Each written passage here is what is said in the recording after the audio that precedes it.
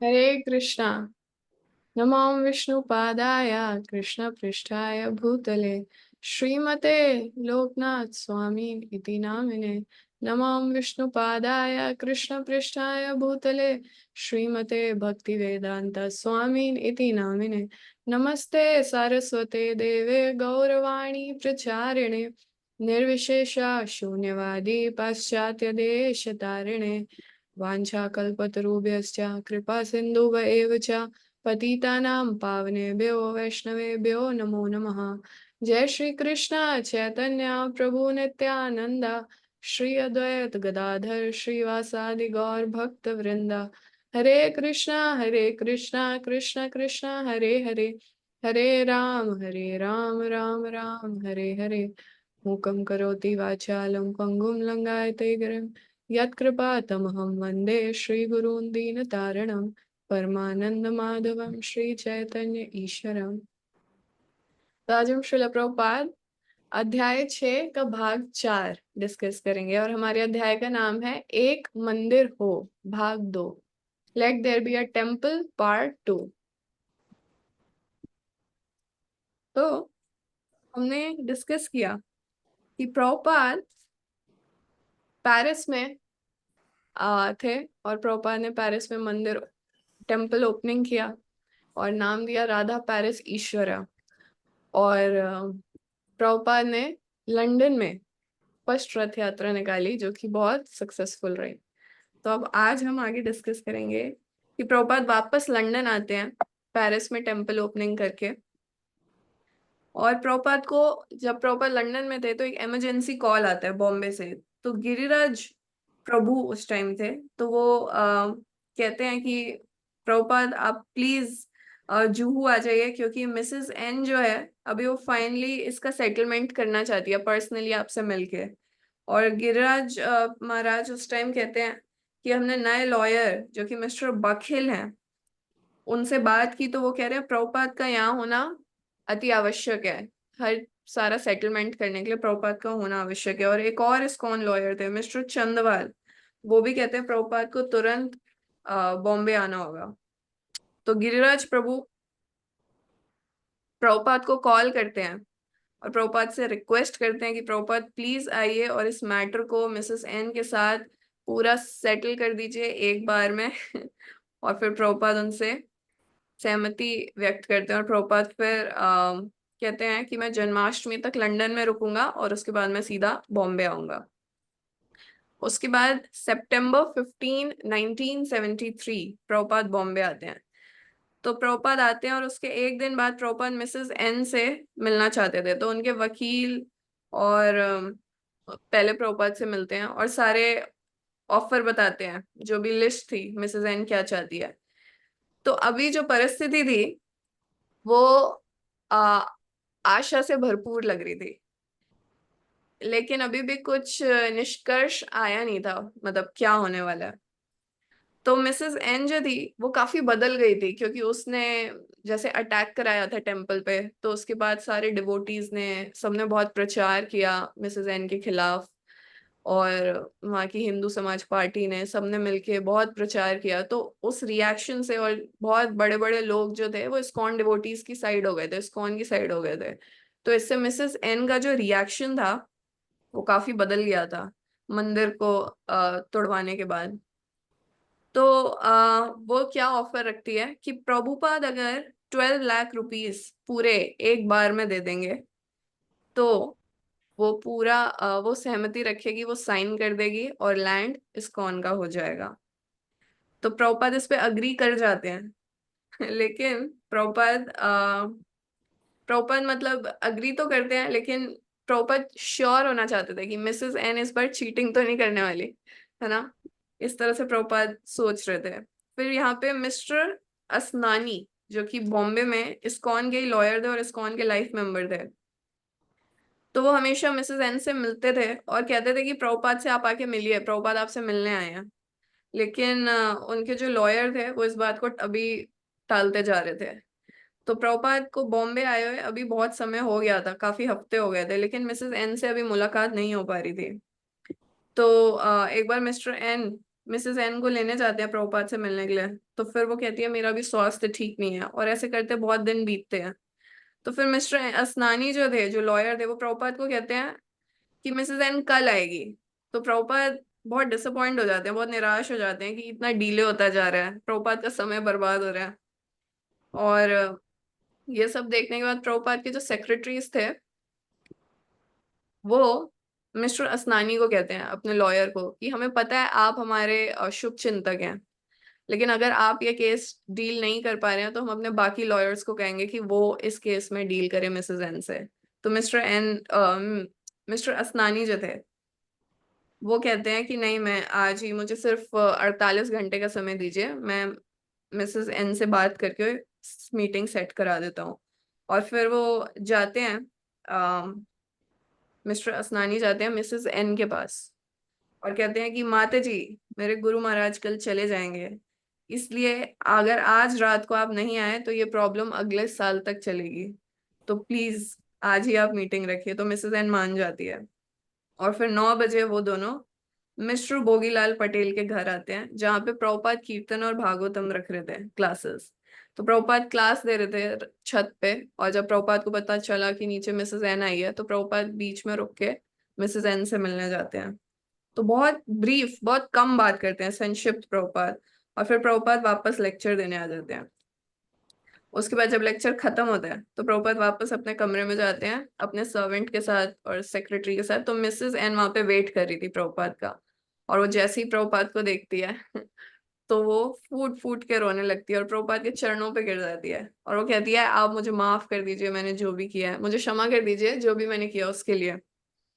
और वो कहती है प्लीज फॉरगिव मी, प्लीज मुझे क्षमा कर दीजिए। और वो प्रॉमिस करती है कि प्रभुपाद जो कहेंगे वो करेगी। तो प्रभुपाद बहुत दया दया से प्रभुपाद उसकी तरफ देखते हैं, बहुत करुणा से। और प्रभुपाद उसका हृदय समझ जाते हैं, और प्रभुपाद कहते हैं कि तुम मेरी पुत्री के समान हो, तुम चिंता मत करो, मैं तुम्हारा ध्यान रखूंगा, तुम्हारा पूरा जीवन, कोई भी जो भी आवश्यकताएं हैं उसको इस्कॉन देखेगा। और प्रभुपाद उसकी सारी शर्तों को भी मान जाते हैं कि 12 लाख रुपए प्लस, प्रभुपाद कहते हैं हम 50,000 और देंगे क्योंकि हमारी तरफ से डीले हुआ, उसका कंपेंसेशन हम देंगे। उसने 12 लाख बोला था, प्रभुपाद 50,000 और देते हैं। तो फिर 1 नवंबर शाम 6:30 बजे प्रभुपाद हम्म प्रभुपाद बैठे थे अपने रूम में, छोटे रूम में। अ, और मिसेस एन, उसके लॉयर, एक रजिस्ट्रार मिस्टर असनानी जो कि प्रभुपाद के लॉयर है, मिस्टर और मिसेस सेठी और 8 भक्त उस कमरे में मौजूद थे। कमरा बहुत ज्यादा भर चुका था, मतलब इतना छोटा कमरा था प्रभुपाद का, उसमें ऐसा बहुत लोग भर गए थे। फिर मिसेस एन प्रभुपाद के राइट में बैठती है, और रजिस्ट्रार जो था वो पेपर्स तैयार कर रहे होते हैं साइन करने के लिए। प्रभुपाद बहुत गंभीर मतलब गंभीरता के साथ बैठे हुए थे, और कमरे में बिल्कुल पिन ड्रॉप साइलेंस था, और सिर्फ एक ही आवाज आ रही थी, पेपर्स की, कागज की, और पेन के चलने की, पेन स्क्रैच करने की। तो सब बिल्कुल शांत है। उसके बाद वो सारे पेपर्स प्रिपेयर करते हैं लॉयर, उसमें कम से कम 20 मिनट लग जाते हैं। फिर प्रभुपाद मिसेस एन को पेमेंट करते हैं पूरी उसी वक्त, और वो साइन कर देती है, और फाइनली लैंड इस्कॉन का हो जाता है। हरी बोल। यहाँ पे गिरिराज महाराज बताते हैं कि उस रूम में उस वक्त इतनी शांति थी, है ना, और सबको ऐसा लग रहा था एक महान क्षण, अभी महान घटना घट रही है, और जैसे नहीं, दो बड़ी विश्व की शक्तियां संधि कर रही हैं आपस में मिलने के लिए, ऐसा। तो यहाँ पे कह रहे हैं मिसेस एन ने जब डॉक्यूमेंट साइन कर दिया, तो फिर सारे पेपर्स पास हो रहे थे, और वो अचानक से रोने लगी। तो माल कृष्ण महाराज पूछते हैं आप क्यों रो रहे हैं? तो मिसेस एन कहती है कि आज ही मुझे कॉल आया, एक मिस्टर मटर हैं, और वो कहते हैं कि मैंने एक कस्टमर ढूंढा है आपके लैंड के लिए, और वो आपको जितना इस्कॉन दे रहा है उससे कई लाखों गुना ज्यादा पैसा देंगे। तो वो ये सोच कर रोने लगती है कि मैंने बहुत सस्ते में दे दिया लैंड। तो अम, उस वक्त डिवोटी सोच रहे थे कि वो सोच रही होगी कि कितना कुछ हुआ और कितना गलत उसने किया इस्कॉन के साथ। इस दौरान उसके पति ने भी शरीर छोड़ दिया, तो मतलब बहुत ही बड़ा मोमेंट था वो। और प्रभुपाद, उनके शिष्य और जो इस्कॉन के सारे वेल विशर्स थे, जो शुभ चिंतक थे, उनके लिए इतने महीनों की जो उनके स्वप्न था, उनकी जो इच्छा थी, उनके जो प्रयास थे, वो सब पूर्ण हुए। और जैसे यहाँ पे हम देख सकते हैं ये कब घटना घट रही है, 1 नवंबर को 1973 में। और ये सब सिलसिला शुरू कब हुआ था?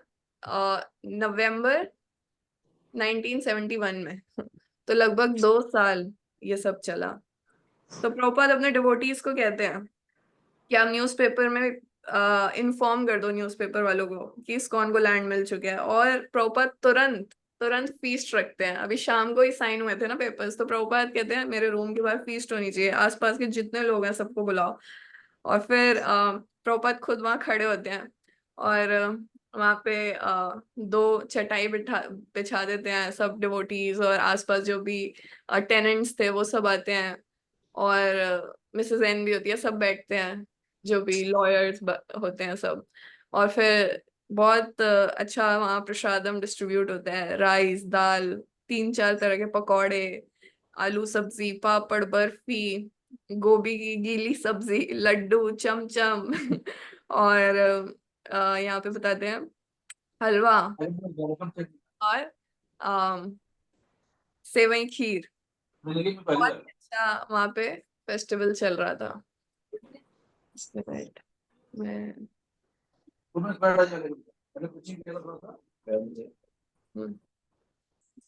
तो बहुत अच्छा यहाँ फेस्टिवल चल रहा था। उसके बाद यहाँ पे एक बताते हैं कि उस वक्त एक जो वहाँ पे किराएदार थे, उन वो बता रहे हैं आगे कि जब ये सब हो रहा था तो सारे डिवोटीज कह रहे थे जय जय। और फिर प्रभुपाद बॉम्बे प्रोजेक्ट के ऊपर एक लेक्चर देते हैं। और प्रभुपाद कहते हैं कि पूरा मंदिर मार्बल का होना चाहिए। तो डिवोटीज ने कहा मंदिर पूरा मार्बल का कैसे हो सकता है? तो प्रभुपाद कहते हैं होगा। It is possible.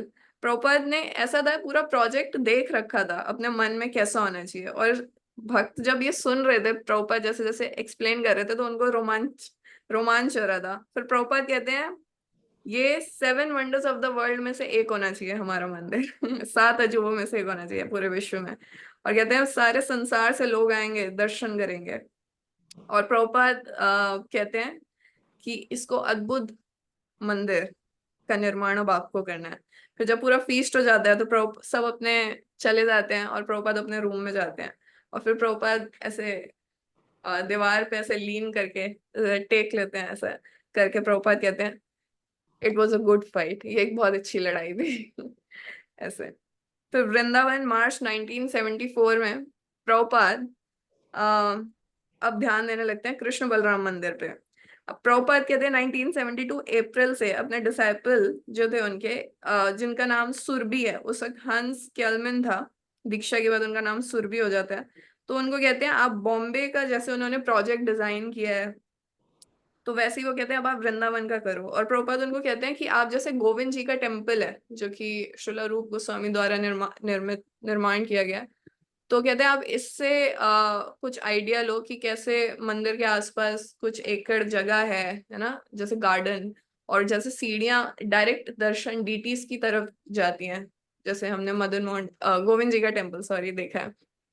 तो प्रभुपाद चाहते थे ऐसे कुछ वृंदावन का हमारा मंदिर होना चाहिए।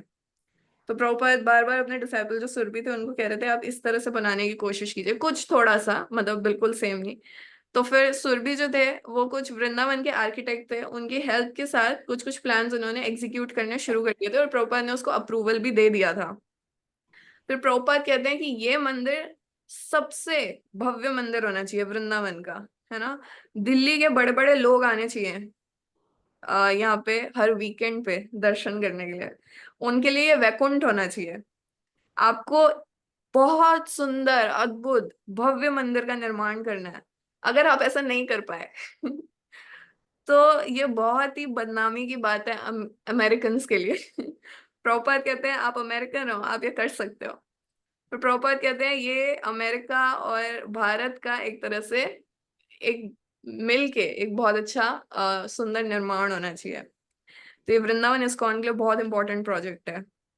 फिर यहाँ पे जो गुरुदास प्रभु हैं, प्रभुपाद के शिष्य, तो वो प्रभुपाद को मेल पे बताते रहते थे क्या क्या चल रहा है। लेकिन कुछ चीजें थी जो वो बताना नेग्लेक्ट कर दिया उन्होंने, जैसे कि एक कुआं था, उसके बारे में सिटी से अप्रूवल लेना था, शहर जहाँ पे मंदिर का वृंदावन में, तो उससे अप्रूवल लेना था। तो ये प्रभुपाद बार बार कह रहे थे कि इसका अप्रूवल ले लो, लेकिन इस बातों पे उनके शिष्य ने ध्यान नहीं दिया, क्योंकि बहुत सारी चीजें थी करने के लिए। तो फिर 1972 में गर्मियों में प्रभुपाद लिखते हैं, मैं शुरुआत से आपको कह रहा हूँ कि वृंदावन का मंदिर गोविंद जी के मंदिर की तरह होना चाहिए, और मैंने इस पे बहुत सारी चिट्ठियां लिखी, लेकिन ऐसा कुछ हुआ नहीं। लेकिन कोई प्रॉब्लम नहीं है, मतलब नेवर माइंड, अभी जैसे सुरभि चाह रहे हैं वैसा आप प्लान एग्जीक्यूट करो, मैं आपको अप्रूवल दे रहा हूँ। फिर प्रभुपाद कहते हैं वृंदावन में मंदिर बनाना इतना कठिन नहीं है, आप सबको इतना समय क्यों लग रहा है? तो यहाँ भी जैसे लगभग हम देख रहे हैं 72 से अभी चल रहा है, यहाँ पे 74, तो लगभग 2 साल होने वाले हैं। तो प्रभुपाद कह रहे हैं इतना समय क्यों लग रहा है? तो प्रभुपाद का एक कंसर्न था कि इस्कॉन के भक्तों को चीट ना करें वहां के लोग। तो उन्होंने कहा कि जितना का हमने प्रोजेक्ट सोचा है उससे कम में ही बनेगा ये, प्रभुपाद अपने डिसाइपल्स को कह रहे थे, क्योंकि वृंदावन में मंदिर निर्माण करना उतना कठिन नहीं है, उतना महंगा नहीं है। फिर अप्रैल 1972 में प्रभुपाद ने पहले ही बोल दिया था कि वृंदावन का जो मंदिर होगा उसका नाम होगा कृष्ण बलराम मंदिर। तो प्रभुपाद ने कहा कृष्ण काले रंग के होने चाहिए, बलराम सफेद रंग के होने चाहिए, और उनका पोज खड़े होने का वैसा होना चाहिए जैसे बैक टू गॉडेड मैगजीन में अ, हमने मैंने बताया था। तो फिर प्रभुपाद कहते हैं आप बाहर पहले ही लिख दो कि श्री कृष्ण बलराम मंदिर। अब इसके प्रभुपाद दो कारण बताते हैं कि क्यों प्रभुपाद मंदिर का नाम श्री कृष्ण बलराम मंदिर रख रहे हैं। पहला बताते हैं क्योंकि वृंदावन में राधा कृष्ण मंदिर बहुत है, तो इस्कॉन का मंदिर यूनिक होना चाहिए। और दूसरा कारण प्रभुपाद बताते हैं क्योंकि ये रमन रेती पे है मंदिर। तो रमन रेती क्या है? जैसे कि हम भगवान की लीलाओं में जानते हैं, वहां पे भगवान कृष्ण और बलराम अपनी बाल्य लीलाएं सारी करते थे, सारी जो भी अपने सखाओं के साथ करते थे, वहां की व्रज रज सॉफ्ट रज में, आज से 5,000 साल पहले। तो प्रभुपाद कहते थे ये बहुत ही अच्छी जगह है, तो यहाँ पे कृष्ण बलराम का मतलब हमें वर्शिप करना ये बिल्कुल परफेक्ट है। और मतलब आज से हजारों साल पहले कृष्ण का यहाँ प्राकट्य हुआ था वृंदावन में। और अभी भी एटमॉस्फेयर सेम है, वातावरण बिल्कुल सेम है, क्योंकि क्या है, यहाँ पे चिड़िया, मोर, है ना, उनकी कू कू आवाज आ रही है ना। और जो यहाँ तोते हैं उनके पंख जैसे वो फड़फड़ाते हैं, तो वो आवाज है ये तो प्रभुपाद कहते हैं ये वृंदावन की ये जो ध्वनि है, ये वाली ध्वनि मोर की, तोते की, ये शाश्वत ध्वनि है, और ये वृंदावन का जो दृश्य है ये शाश्वत है। तो प्रभुपाद कहते हैं कृष्ण बलराम का जो मंदिर है, मैं एक बहुत ही शांत जगह पे और एक बहुत ही दिव्य जगह पे रमन रेती पे बना रहा हूँ अपने शिष्यों के लिए, और बहुत सारे जो लोग आएंगे अब्रॉड से दर्शन करने उनके लिए, दिल्ली से जो लोग आएंगे उनके लिए स्पेशली यहाँ मेंशन्ड है। सो प्रभुपाद को अभी अभी एक लेटर मिल गया था एक इंटरनेशनल ट्रैवल एजेंसी से कि उन्होंने अपने इंडिया के स्पिरिचुअल टूर में इस्कॉन वृंदावन, क्योंकि वहां पे प्रभुपाद इस्कॉन गेस्ट हाउस बना रहे थे फॉरेनर्स के लिए, तो उन्होंने पहले ही इस्कॉन वृंदावन डाल लिया है अपने जो भी उनका ट्रैवल एजेंसी ने बनाया है टूर ऑफ स्पिरिचुअल इंडिया। क्योंकि भारत बहुत लोग सिर्फ तीर्थ यात्रा के लिए, तीर्थ स्थलों पे जाने के लिए ही आते थे, लेकिन ऐसी जगहों पे ज्यादातर लोगों ने धोखा दे देते थे या फिर वो प्रमाणिक नहीं होते थे। तो प्रभुपाद कहते थे अगर वृंदावन को आ रहा है फॉरेनर, तो आप उनसे बात कीजिए, उनको अच्छा प्रसादम दीजिए, उनको चैंटिंग कराइए, उनको अपनी बुक्स दीजिए, और कोशिश करिए ज्यादा से ज्यादा कि वो भक्त बने, तो अगर वो वृंदावन तक आए हैं तो प्रभुपाद 1972 में कार्तिक में आए थे। जैसे कि हमें पता है प्रभुपाद ने 1972 में कार्तिक में बहुत एनओडी पे लेक्चर्स दिए थे। तो उसके बाद प्रभुपाद लगभग 1 साल से ऊपर हो गया था वृंदावन नहीं आए थे, क्योंकि अभी संस्था बढ़ती जा रही है और प्रभुपाद को बहुत सारी जगहों पे जाना है। लेकिन हालांकि प्रभुपाद बहुत जगहों पे जा रहे हैं, लेकिन बॉम्बे, वृंदावन, मायापुर सबसे इम्पोर्टेंट प्रोजेक्ट्स हैं प्रभुपाद के लिए। तो एक दिन जब मसाज हो रहा था तो प्रभुपाद अपने सर्वेंट को कहते हैं कि मेरी उम्र में लोग रिटायर हो जाते हैं और मैं और मैनेजमेंट नहीं करना चाहता, मेरे को समय चाहिए लिखने के लिए। तो प्रभुपाद इस तरह से कहते हैं। प्रभुपाद कहते हैं मुझे एक ऐसी जगह पे जाना है जहां मैं बिल्कुल अकेला हूँ, मुझे कोई डिस्टर्ब ना करे और मुझे कोई ऐसे मेल ना आए, चिट्ठियां ना आए। तो फिर प्रभुपाद के जो सर्वेंट थे वो कहते हैं आप तेहरान जा सकते हैं। तो प्रभुपाद कहते हैं ओके। तो प्रभुपाद उसको कंसिडर करते हैं कि अच्छा। फिर प्रभुपाद कहते हैं कि न्यू वृंदावन भी जा सकते हैं। फिर प्रभुपाद कहते हैं मोहनदास गांधी जो थे उनकी इतनी जय जयकार होती थी कि वो रात को सो नहीं पाते थे, वो इतने परेशान थे मोहनदास करमचंद गांधी। लोग उनके पीछे हमेशा पड़े रहते थे। वो कई बार छुप छुपा के कहीं जाते थे लेकिन फिर भी लोग उन्हें पहचान जाते थे। तो प्रभुपाद ऐसे बात कर रहे थे अपने सर्वेंट के साथ। फिर उसी दिन प्रभुपाद को पेरिस से एक लेटर आता है भगवान प्रभु का, जो कि कहते हैं आप आइए और यूरोप में जितने भी इस्कॉन सेंटर हैं उधर एक टूर करिए। तो प्रभुपाद जब ये इनविटेशन प्रभुपाद को मिलता है तो प्रभुपाद में एकदम से जैसे जान आ जाती है, प्रभुपाद प्रसन्न हो जाते हैं और कहते हैं मैं जाऊंगा। तो उनके सर्वेंट हैरान हो जाते हैं, वो कहते हैं लेकिन आज सुबह तो आप कह रहे थे कि आप कहीं नहीं जाना चाहते, आप बस अकेले रहना चाहते हैं। तो प्रभुपाद हंसते हैं। प्रभुपाद कहते हैं इस जन्म में तो ये संभव नहीं है।